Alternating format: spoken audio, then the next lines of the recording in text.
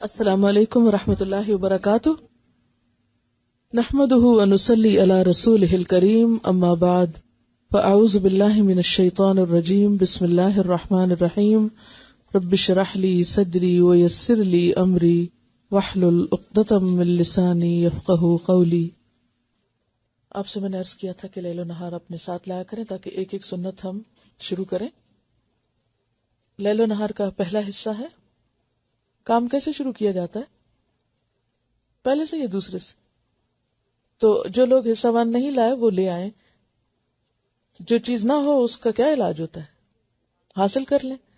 چلیے اس کا مقدمہ سے ہم شروع کرتے ہیں۔ الحمدللہ والصلاة والسلام علی نبیہ محمد صلی اللہ علیہ وسلم وعلی اتباعہ واہل بیتہ وعترتہ اجمعین، اما بعد فاعوذ باللہ من الشیطان الرجیم، بسم اللہ الرحمن الرحیم۔ لقد کان لکم فی رسول اللہ اسوۃ حسنہ، یقیناً تمہارے لیے رسول اکرم صلی اللہ علیہ وسلم کی زندگی میں عمدہ نمونہ موجود ہے، یعنی آپ کی زندگی ایک خوبصورت زندگی ہے، اللہ تعالیٰ کی پسندیدہ زندگی ہے۔ اور زندگی کیا ہوتی ہے؟ آپ کا چلنا پھرنا اٹھنا بیٹھنا، سارے طور طریقے اللہ تعالیٰ کو بے حد محبوب تھے۔ تو جو شخص یہ چاہتا ہو کہ وہ بھی اللہ کا محبوب بن جائے، اللہ تعالیٰ اس سے محبت کرے، تو اسے چاہیے کہ پھر وہ اللہ کے محبوب جیسا بننے کی کوشش کرے، آپ کی سنتوں کی پیروی کرے۔ اور سنتوں کی پیروی کرنا دراصل زندگی میں عملی تبدیلی لانا ہے، یعنی ویسے زبانی یا نظریاتی طور پر تو ہم دعویٰ کرتے رہتے ہیں کہ ہم اللہ سے اور اللہ کے رسول صلی اللہ علیہ وسلم سے محبت کرتے ہیں، لیکن اس کا ثبوت بھی چاہیے۔ ہر محبت ثبوت چاہتی ہے نا، پروف چاہتی ہے۔ تو وہ پروف کیا ہے؟ آپ صلی اللہ علیہ وسلم کے طریقے کو اختیار کرنا، کیونکہ قرآن پاک میں اللہ تعالیٰ فرماتے ہیں قُلْ إِن كُنتُمْ تُحِبُّونَ اللَّهَ فَاتَّبِعُونِي يُحْبِبْكُمُ اللَّهُ، کہہ دیجئے اگر تم اللہ سے محبت رکھتے ہو تو میرا اتباع کرو۔ یعنی ہر وہ شخص جو یہ دعویٰ کرتا ہے کہ وہ اللہ سے بہت محبت کرتا ہے تو اس کے لیے لازم ہے کہ وہ کیا کرے؟ رسول اللہ صلی اللہ علیہ وسلم کے نقش قدم کی پیروی کرے۔ یحببکم اللہ، تو اس کا صلہ یا فائدہ تمہیں کیا ہوگا؟ اللہ تم سے محبت کرے گا۔ دیکھیے، آپ کسی انسان سے محبت کرتے ہیں کب؟ کسی انسان سے کب محبت ہوتی ہے؟ جب اس کی کوئی بات اچھی لگتی ہے، اس کی کوئی عادت اچھی لگتی ہے، اس کی کوئی ادا اچھی لگتی ہے، اس کا کوئی رویہ یا سلوک یا طریقہ اچھا لگتا ہے یا نہیں؟ اگر کسی کے طریقے اور کسی کی ادائیں آپ کو سخت بری لگے تو آپ اس سے محبت کر سکتے ہیں؟ نہیں۔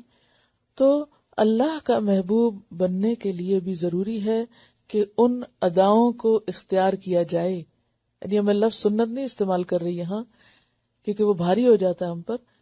ادا کیا ہوتی ہے؟ ادائیں کس کو کہتے ہیں؟ یعنی کسی بھی کام کو کرنے کا جو سٹائل ہے، جو طریقہ ہے یا جو موومنٹ ہے، وہ ادا کہلاتی۔ تو ہمیں اللہ تعالیٰ کا محبوب بننے کے لیے اللہ کے محبوب کی اداؤں کو اپنی ادائیں بنانے کی ضرورت ہے۔ آپ صلی اللہ علیہ وسلم کی زندگی کی انتہائی پرائیویٹ باتیں ہیں جو بعض اوقات پبلکلی کرنے کی ضرورت ہوتی ہے تاکہ آپ کی زندگی کے اندرونی گوشے بھی لوگوں کے سامنے آئیں اور وہ اپنی ازدواجی زندگیوں میں کسی تنگی یا مشکل کا شکار نہ ہو۔ کبھی ایک غسل سے تمام ازواج کے ہاں جاتے اور کبھی ہر ایک کے ہاں الگ الگ غسل کرتے، کبھی سفر سے رات کو لوٹتے اور اس رات ازواج کے گھر نہ جاتے اور دوسروں کو بھی ایسا کرنے سے منع فرماتے۔ یعنی مراد یہ ہے کہ پھر مسجد میں ہی رہتے تھے، رات کے وقت گھر جانے کو ناپسند کرتے۔ جہاں آپ صلی اللہ علیہ وسلم کی ازواج کا معاملہ آتا ہے تو بعض اوقات ہمارے ذہنوں میں کچھ غلط فہمیاں پیدا ہوتی ہیں یا شیطان وسوسے ڈالتا ہے، تو اس پر ایک کیسٹ ہے رسول اللہ کی شادیاں صلی اللہ علیہ وسلم۔ اگر آپ کے ذہن میں کوئی بھی ایسا سوال ہو تو اس پہ انشاءاللہ کافی تفصیلاً بات ہوئی ہے کہ آپ کی ایک سے زیادہ ازواج کیوں تھیں۔ ان اداؤں کو اختیار کرنے کی ضرورت ہے کیونکہ انہی اداؤں کی وجہ سے رسول اللہ صلی اللہ علیہ وسلم اللہ کے محبوب تھے۔ جو بھی چاہتا ہے وہ اللہ کا محبوب بنے، اس کو وہی ادائیں اختیار کرنی ہے۔ اور پھر وہی بات کہ قل ان صلاتی و نسکی و محیای و مماتی۔ محیای کیا ہے؟ آغاز زندگی ہے، اور مماتی کیا ہے؟ یعنی اختتام زندگی ہے۔ تو میری زندگی کا آغاز اور اختتام چاہے وہ ہر روز کی حد تک ہو، یعنی اس کا ہر جز، یعنی ہر روز کا دن کیا ہے، آغاز اور انتہا. جیسے ایک زندگی کی بڑی ابتدا اور انتہا ہے نا، صبح اور شام، اسی طرح زندگی کا ہر روز ایک ایک یونٹ ہے اس کا، جس کی آغاز اور انتہا ہے. تو میری زندگی یا میرے دن کا آغاز اور میرے دن کا اختتام کس طرح ہو؟ اللہ کے پسندیدہ طریقے کے مطابق ہو، اور وہ طریقہ یقیناً نبی صلی اللہ علیہ وسلم کا طریقہ ہے.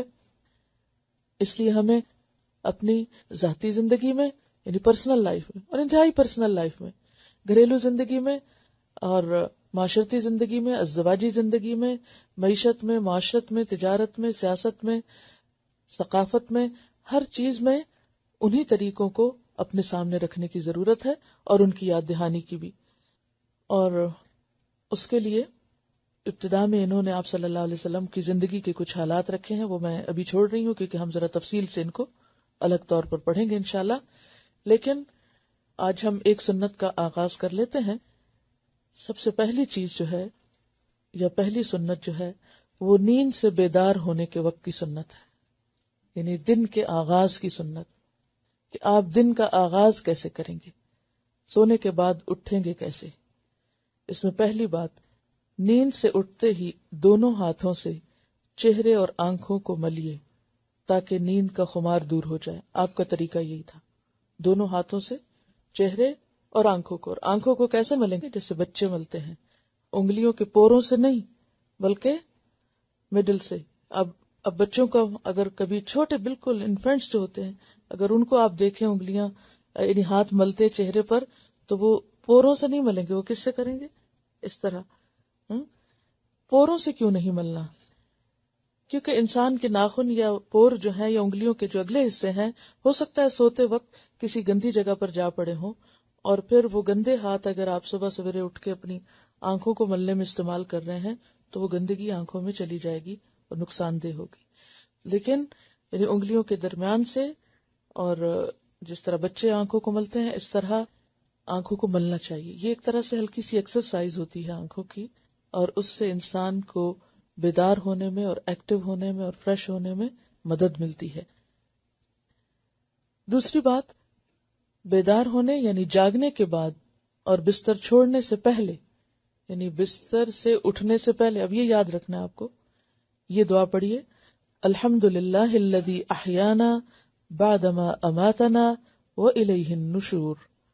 تمام تر تعریفیں اللہ تعالیٰ ہی کے لیے ہیں کہ جس نے ہمیں مارنے یعنی سونے کے بعد زندہ کیا، یعنی اٹھایا، اور اس کی طرف ہی ہمیں لوٹ کر جانا ہے. پھر آپ دیکھیے کہ پہلی ہی دعا میں کس چیز کی یاد دہانی ہے؟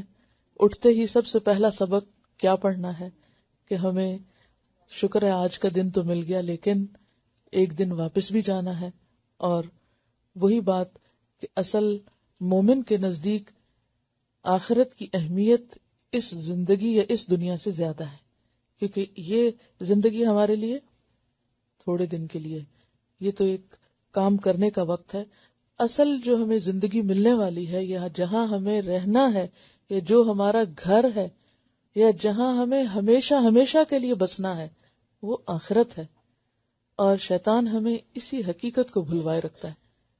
وہ ہمارے سامنے ہر روز صبح اٹھتے ہی اس دنیا کو سب سے بڑا مسئلہ بنا کے دکھاتا ہے. کوئی نہ کوئی غم سویرے اٹھتے ہی لاحق ہو جائے گا، کوئی نہ کوئی فکر اور کوئی نہ کوئی پریشانی، اور عموماً وہ کون سی ہوتی؟ دنیا ہی کے کسی مسئلے کی ہوتی. لیکن نبی صلی اللہ علیہ وسلم نے جو طریقہ سکھایا اس میں دنیا سے زیادہ آخرت کو اہمیت دی. اور جس شخص کی زندگی میں آخرت اہم ہو جائے اس کے نمبر 1 تو دنیا کے مسئلے کم ہو جاتے ہیں، اور نمبر 2 یہ کہ وہ پھر حقیقی تقویٰ کے ساتھ زندگی بسر کرنے کی کوشش کرتا ہے. تیسری سنت بخاری کی روایت ہے، جب تم میں سے کوئی نیند سے بیدار ہو تو 3 مرتبہ اپنی ناک جھاڑ کر صاف کرے، اس لیے کہ شیطان ناک کے نتنوں کی ہڈی پہ رات گزارتا ہے. اور یہ ظاہر ہے کہ بستر سے اٹھنے کے بعد جو وضو کریں گے تو فجر کی نماز کے لیے جب وضو کرتے ہیں، یہ سب سے پہلا وضو جب صبح کرتے ہیں، تو اس میں صرف ناک میں پانی نہیں ڈالنا چاہیے بلکہ ناک میں پانی ڈال کر باقاعدہ اس کو جھاڑنا چاہیے. ازواج مطہرات کے ساتھ برتاؤ. حضرت انس رضی اللہ عنہ سے حدیث صحیح میں مروی ہے کہ آپ نے فرمایا تمہاری اس دنیا میں سے میرے لیے عورتیں اور خوشبو پسندیدہ بنا دی گئی، لیکن نماز میں میری دلی مسرت ہے۔ تمام ازواج کے ساتھ شباشی، رہن سہن، نان نفقہ میں برابر کا سلوک کرتے۔ رہی محبت میں کمی بیشی تو وہ انسان کے بس کی چیز نہیں، اسی لیے فرمایا کرتے خدایا جو کچھ میرے اختیار میں ہے اس میں برابر کا سلوک کرتا ہوں، جو میرے بس میں نہیں اس پر ملامت نہ کرنا۔ آپ نے طلاق بھی دی ہے، رجوع بھی کیا ہے، 1 مہینہ کے لیے ایلا بھی کیا ہے، یعنی قسم کھا کر تمام ازواج سے علیحدگی اختیار کی، لیکن زہار کبھی نہیں کیا، یعنی بیوی کو ماں کہنا۔ تمام ازواج کے ساتھ نہایت ہی اچھا برتاؤ تھا، ہمیشہ خوش خلقی سے پیش آتے۔ حضرت عائشہ کم عمر تھی، اس لیے انصاری لڑکیاں کھیلنے کے لیے بلا دیتے، یعنی ان کے جذبات کا احساس کرتے۔ اگر وہ کسی ایسی بات کے لیے ضد کرتی جو نامناسب نہ ہوتی تو فوراً پوری کر دیتے۔ محبت کا یہ عالم تھا کہ جب وہ پانی پیتی تو برتن میں ٹھیک اسی جگہ پر لب مبارک لگا کر باقی پانی خود نوش کر لیتے جہاں ان کے لب لگے ہوتے۔ اسی طرح ہڈی یا گوشت کے بارے میں بھی آتا ہے۔ اکثر ان کی گود میں ٹیک لگاتے، اگر ایام سے ہوتی تو ان کے زانوں پر سر رکھ کر لیٹ جاتے اور قرآن پڑھتے۔ اس سے کیا پتہ چلتا ہے کہ اگر عورت ناپاک بھی ہو پیریڈز کی وجہ سے تو اس کے پاس قرآن پڑھنا یا اس کے قریب جانا اس طرح منع نہیں۔ روزے کی حالت میں انہیں پیار بھی کرتے۔ ایک مرتبہ مسجد میں حبشی تماشا دکھا رہے تھے، آپ نے حضرت عائشہ کو دکھایا اور اس طرح کہ وہ آپ کے شانوں پر جھکی کھڑی تھیں۔ 2 دفعہ سفر میں ان سے دوڑ بھی کی ہے۔ یہ مذاقن لفظ ہٹا دیجئے، اس سے معنی تھوڑا بدل جاتا ہے۔ 2 دفعہ سفر میں ان سے دوڑ بھی کی ہے، یعنی دوڑ کا مقابلہ، اور 1 دفعہ گھر سے نکلتے ہوئے دروازے میں ان سے کشاکش بھی ہوئی ہے۔ قاعدہ تھا کہ سفر پر جانے لگتے تو ازواج میں قرہ ڈالتے، جس کا نام نکل آتا اسی کو ہمراہ لے جاتے۔ حاضرین سے کبھی کبھی فرمایا کرتے سب سے اچھا آدمی وہی ہے جو اپنے اہل کے ساتھ اچھا ہو، اور میں اپنے اہل کے ساتھ سب سے زیادہ اچھا ہوں۔ یعنی اس میں ہم دیکھتے ہیں کہ ایک طرف آپ صلی اللہ علیہ وسلم کے رات کا قیام کتنا طویل تھا، نمازوں میں کس قدر انہماک تھا، اور دوسری طرف جب حقوق العباد کی ادائیگی کا وقت آتا تو اس میں آپ کتنی بیلنسڈ پرسنالٹی ہوتے تھے۔ یعنی یہ نہیں کہ ایک کام شروع کیا اور پھر اسی کے ہو رہے اور دوسروں کے حقوق متاثر کر دیے۔ دوسری ازواج کی موجودگی میں کبھی کسی ایک کی طرف ہاتھ بھی بڑھاتے۔ عموماً نماز عصر کے بعد سب بیویوں کے ہاں ایک ایک کر کے جاتے اور حالات معلوم کرتے۔ اس سے آپ اندازہ لگا سکتے ہیں کہ ایک دن میں کتنی جگہوں پر آپ کا جانا بھی ہوتا تھا۔ جب رات ہو جاتی تو اس بیوی کے گھر تشریف لے جاتے جس کی باری ہوتی۔ اس بارے میں کسی کو کسی پر کوئی ترجیح نہ تھی، یعنی تقسیم اور حقوق کے دینے کے معاملے میں۔ خود حضرت عائشہ فرماتی ہیں کہ آنے جانے اور رہنے سہنے میں ہم میں سے کسی کو کسی پہ ترجیح نہ دیتے۔ 9 بیویوں میں سے 8 کی باری ہوتی، کیونکہ حضرت سودا نے کبر سنی کی وجہ سے، یعنی اپنے عمر کے زیادہ ہونے کی وجہ سے اپنی باری حضرت عائشہ کو دے دی تھی، یعنی خود خوشی سے۔ اس لیے ان کے ہاں 2 رات رہتے اور باقی کے ہاں 1 رات، اول اور آخر جب چاہتے مقاربت کرتے۔ اگر اول شب ہوتی تو کبھی غسل کر کے سوتے اور کبھی وضو پر اکتفا کرتے۔ اور اس میں بھی آپ دیکھیے کہ جب انسان ساری رات سوتا ہے اور سانس لیتا رہتا ہے تو طرح طرح کے سانس کے ذریعے جراثیم یا ڈسٹ یا کچھ بھی انسان کے ناک میں جا کے اٹک جاتا ہے اور ایک لمبا وقفہ گزرتا ہے ناک کو صاف کیے بغیر، لہذا صبح سویرے اٹھ کر زیادہ اچھی طرح اور 3 دفعہ کا ذکر ہے یہاں ناک صاف کرنا چاہیے۔ اور یہ جو بات لکھی ہے کہ شیطان ناک کے نتنوں کی ہڈی پہ رات گزارتا ہے، اس کی اصل حقیقت تو اللہ ہی کو معلوم ہے۔ ایسی چیزیں متشابہات میں سے ہیں جن کو ہم دیکھتے نہیں، چونکہ ہم غیب پر ایمان لاتے ہیں، اس لیے ہم جو بھی رسول اللہ صلی اللہ علیہ وسلم فرماتے ہیں اس کو مان لیتے ہیں کہ ایسا ہی ہوگا۔ اور یہاں آپ دیکھیے کہ اگر دیکھا جائے تو یہ کتنی بہترین سنت ہے کہ صبح سویرے انسان اٹھ کر اپنی نجاستوں کو صاف کرے، اور اس میں بھی آپ دیکھیں گے کہ اس کا بھی باقاعدہ طریقہ آپ نے سکھایا ہے کہ ناک کو جھاڑا کیسے جائے گا، یعنی اکٹھے ایک ہی دفعہ میں آپ نہیں جھاڑیں گے، بلکہ وضاحت میں لکھا ہوا ہے کہ ایک نتنے کو 1 انگلی سے بند کریں اور پھر دوسرے نتنے سے ہوا زور سے باہر نکالیے، اسی طرح دوسرے نتنے سے بھی باہر ہوا نکالیے، 3 دفعہ ایسا کیجیے۔ یعنی آپ انگوٹھے سے مثلاً یہ کام لے سکتے ہیں، بائیں ہاتھ کا مثلاً، کیونکہ ناک جو ہے جھاڑتے وقت یا صاف کرتے وقت یا پانی ڈالتے وقت بایاں ہاتھ آپ کو استعمال کرنا ہے۔ تو آپ پہلے کیا کریں گے، یہاں ایک طرف اپنے ناک کو بند کر لیں گے جس سے اس طرف سے ہوا نہیں نکل سکے گی، صرف ایک طرف سے ہوگی۔ اور اس میں جب آپ دیکھیں گے کہ جب صرف ایک طرف سے نکلتی ہے تو اس میں بہت پریشر کے ساتھ حتیٰ کہ پورا پیسج کھل جاتا ہے کانوں تک کا اور اوپر تک، سائنسز وغیرہ ہر چیز کو یہ ہیلپ کرتا ہے. اور اسی طرح جب آپ دوسری طرف کے نتنے کو صاف کریں گے تو آپ اپنی شہادت کی انگلی سے دوسرے حصے کو پریس کر سکتے ہیں. آپ صلی اللہ علیہ وسلم جب نیند سے بیدار ہوتے تو اپنا منہ یعنی دانت مسواک سے خوب صاف کرتے تھے، کیونکہ ساری رات بیکٹیریاز کو خوب کام کرنے کا موقع ملتا ہے منہ کے اندر، اور اگر انسان پوری طرح صفائی نہیں کرتا دانتوں کی یا جرمز کل نہیں ہوتے تو وہ پھر کسی بھی خوراک کے ساتھ، حتیٰ کہ پانی بھی آپ پیتے ہیں تو اس کے ساتھ آپ کے جسم کے اندر دوبارہ واپس لوٹ جائیں گے، جو کئی طرح کی بیماریوں کا سبب بن سکتے ہیں. تو اس میں اب آپ دیکھیے کہ 4 چیزیں جو ہیں نیند سے اٹھنے کے بعد آپ کو لازمن کرنی. اب اس میں آپ دیکھیے کہ وہ وضو کرنا اور باقی چیزیں بھی آگے تفصیل سے آئیں گی، لیکن یہ 4 کام ضروری ہیں. نمبر 1 آنکھوں کی ایکسرسائز یعنی آنکھیں مل کے اٹھنا. نمبر 2 دعا پڑھ کے اٹھنا. نمبر 3 خاص طور پر ناک کی صفائی اور منہ کی صفائی. ناک کی اور منہ کی صفائی صبح سویرے. آپ کو یاد ہوگا کہ جب آپ کا کورس شروع ہوا تھا تو آپ سے ایک بات کہی گئی تھی. کیا ہو سکتا ہے اس روز آپ کو سمجھ میں نہ آ رہا ہو کہ آپ تو ایک دینی کورس کرنے آئے ہیں اور اسلامی کورس کرنے آئے ہیں، اور آپ کو بتایا جا رہا ہے کہ یہ آپ کی ویل بینگ کا کورس ہے جس میں فزیکل ویل بینگ بھی ہے اور اسپرچول بھی ہے اور مینٹل بھی ہے اور باقی بھی. تو عموماً انسان کو سمجھ نہیں آتا کہ دین پڑھ کر فزیکل ویل بینگ کا کیا کانسیپٹ ہے. تو اس میں آپ نے ایک تو قرآن پاک میں بھی دیکھ لیا کہ حلالن طیبن کی بات ہے، سنت میں بھی آپ دیکھ لیجئے کہ سب سے پہلی چیز جس سے آپ کو آغاز کرایا جا رہا ہے وہ کیا ہے؟ Personal hygiene. پرسنل ہائیجین اور ان سب چیزوں کو کرنا باعث ثواب بتایا گیا ہے.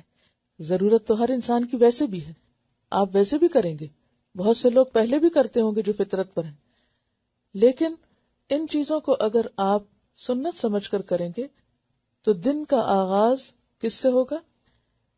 ایک عبادت سے ہوگا. یعنی وہ عمل جو آپ واش روم میں جا کے کر رہے ہیں وہ بھی اگر آپ صحیح طریقے پر کر رہے ہیں تو وہاں بھی آپ حالت عبادت ہی میں ہے. ایک طرح سے کہتے ہیں نا کہ مومن کی تو ساری زندگی عبادت ہوتی ہے اور ساری چیزوں کا اجر اس کو ملنے والا ہے. تو نیت کا درست ہونا اور دوسری بات یہ کہ طریقے کا درست ہونا. بلا من اسلم وجہہ للہ وہو محسن. تو وجہہ للہ میں کیا آتا ہے؟ نیت درست ہو. نیت میں کیا ہو کہ سنت کی اتباع ہے. اور محسن کیا ہے؟ کام کو خوبصورت طریقے سے کرنے والا، یعنی جس طرح اللہ کے رسول صلی اللہ علیہ وسلم نے کر کے سکھایا اور بتایا. یعنی کس طرح آپ صلی اللہ علیہ وسلم حریص تھے سب کی تربیت کے اور چھوٹے چھوٹے زندگی کے عام معاملات میں بھی تعلیم دینے کی. جس طرح آپ نے تعلیم دی اس طرح تو شاید مائیں بھی اپنے بچوں کو وہ تعلیم نہ دیتی ہوں گی یا باپ بھی اپنے بچوں کو وہ کچھ نہ سکھاتے ہوں گے. اسی لیے آپ کا ہم پر احسان بڑا ہے اور اسی لیے آپ کے لیے پھر ہمارے دل میں بھی محبت اور احترام ہونا چاہیے. اچھا، اس میں پھر چھوٹا سا آپ کا آپشنل ہوم ورک ہے، فرض کے درجے میں نہیں ہے لیکن آپشنل ہے، اور وہ کیا ہے کہ اگر کچھ لوگ ناک جھاڑنے کے اسلامی طریقے پر کچھ ریسرچ کر سکیں کہ اس طریقے پر ناک صاف کرنے میں جسمانی طور پر کیا فائدے ہیں، اور صبح سویرے خاص طور پر اس طریقے پر ناک صاف کرنا کیوں ضروری ہے اور نہ کرنے کے کیا نقصان ہو سکتے ہیں اور کرنے کے فائدے کیا ہو سکتے ہیں.